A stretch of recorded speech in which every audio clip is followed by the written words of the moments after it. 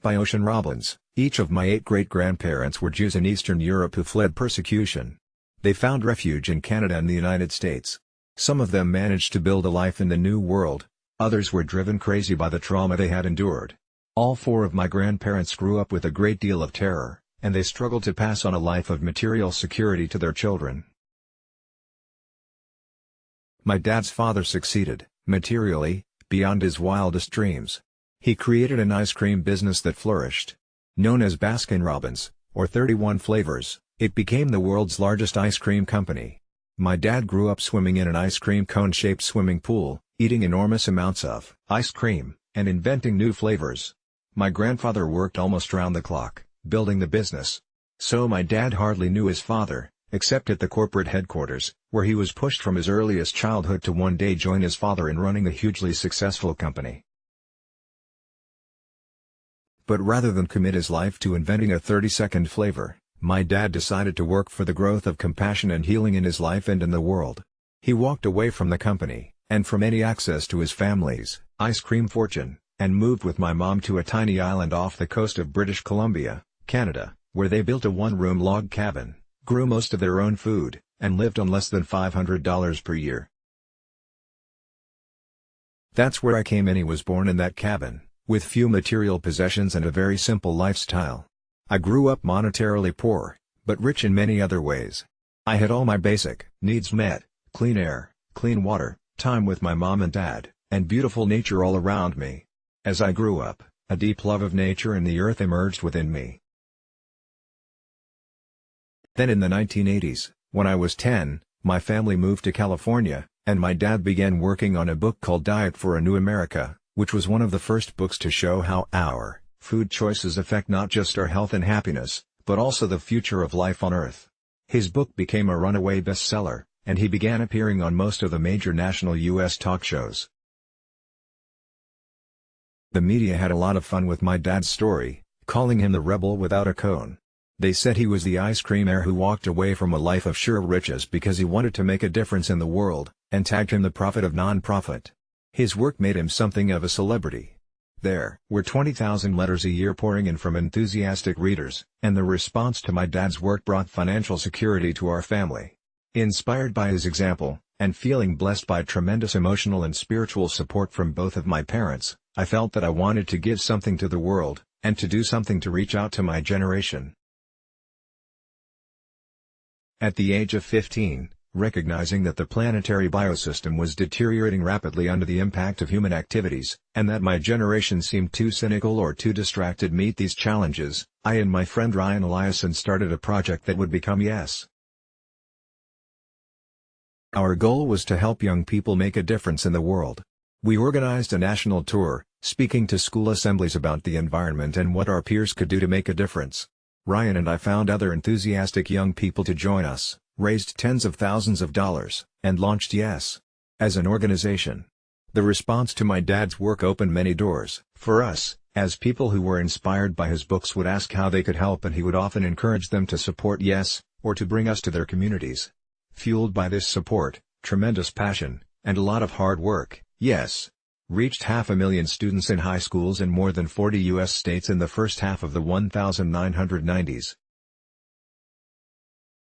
The journey of self-knowledge and partnership as we continued our travels from city to city, experiencing the realities and struggles of many different kinds of communities, we kept broadening our definition of the environment to include people as well as the planet.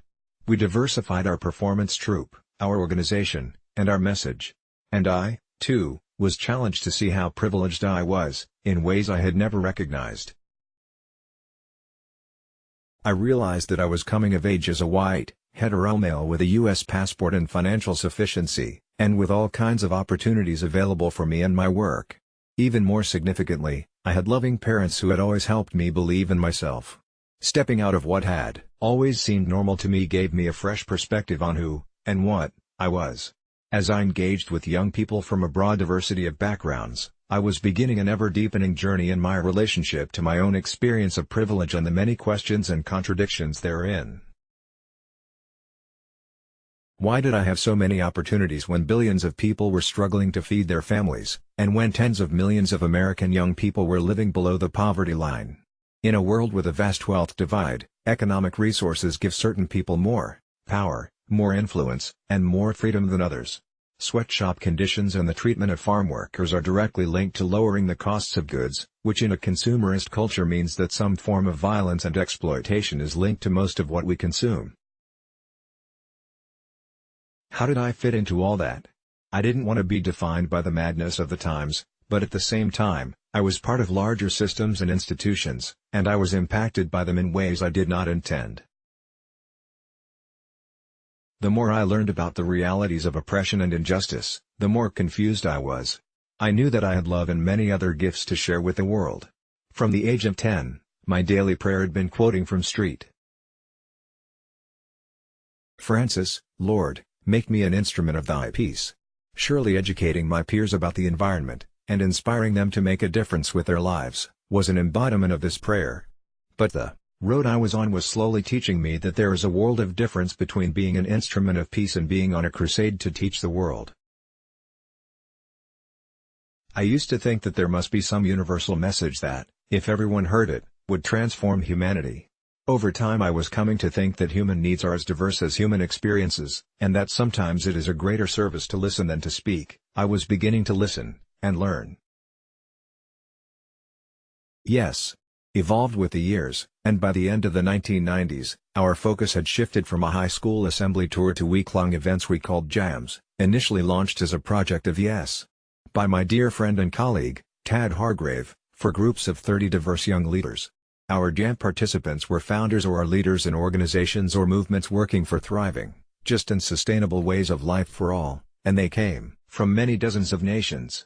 I was developing yet another kind of privilege, a global network of friends and allies that worked, learned, and grew with me. The community of jam participants, and my fellow conveners and facilitators, have taught me profound lessons about the real meaning of partnership, and about how we can bridge some of the great divides of our times in ways that are healing and life-giving for all of us. What's alive for me now? Now I'm 37 years old, and I am married to an extraordinary woman named Michelle. 10 years ago, with a little help from me, she gave birth to identical twin boys named River and Bodhi. They were born prematurely, and spent their first 6 weeks of life in intensive care at the hospital. Difficulty breathing caused them to turn blue from lack of oxygen many times per day, and when they finally came home, we were overjoyed, though we knew it was just the beginning of a long road. They say it takes a village to raise a child, and in our case, it seems to have taken 2 villages to raise premature twins. My mom and dad poured their hearts and souls into supporting us, cooking all our food and doing all our dishes for almost 2 years. River and Bodhi were deeply traumatized and needed almost constant care. To this day they struggle with numerous developmental delays and special needs. They are also incredible reminders to me, on a daily basis, of the power of play, of the simple healing beauty of love, and of what really matters most in life. At the same time, sometimes it has seemed a heroic achievement just to make it through the day. Caring for my son's special needs while directing an organization and trying to help a generation respond to the madness and violence of our times. There is never enough time to do all the things I want to, so I get to practice doing the best I can with the time I have, and letting the rest go by. My parents spent 20 years building a solid nest egg of financial resources, and Michelle and I also prioritized saving whatever we could to care for our children's long-term needs and our own financial futures. Then, on December 11, 2008, we learned that almost the entirety of my family's life savings had disappeared overnight in Bernard Madoff's Ponzi scheme. It was a rude and devastating first-hand encounter with the economic meltdown that has rocked the world's financial markets and wiped out pension funds, foundation assets, stock portfolios and jobs around the world. For the past several years, I have offered the following prayer every morning: may I be given everything I need to do what I am alive for. In that light, the fact that my wife and I had lost our life savings and the safety net of my mom and dad's earned wealth in one fell swoop had to hold a crucial lesson. I felt that in some way, I was being tested again, and that this profound loss must be a part of my ultimate purpose. So we set about rethinking all of our expenses, and looking at what we could do ourselves, what we could make ourselves, what we could do without, and how we could live more simply, more healthy, and more frugally. We began renting spaces in our home, and living in more community with loved ones, some of whom needed to downsize or save money themselves. It is working for us, and I love the community with whom I am sharing space. I think it is making life richer, and more beautiful, than it was before. Another thing I've learned is that if we ever have any savings to invest again, we will certainly invest differently. What is clear to me is that we don't get to choose most of what happens to us.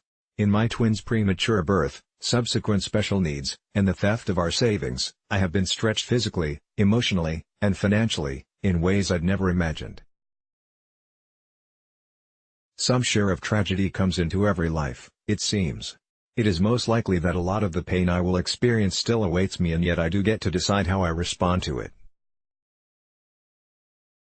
Perhaps life is mostly about what we do with whatever is given to us.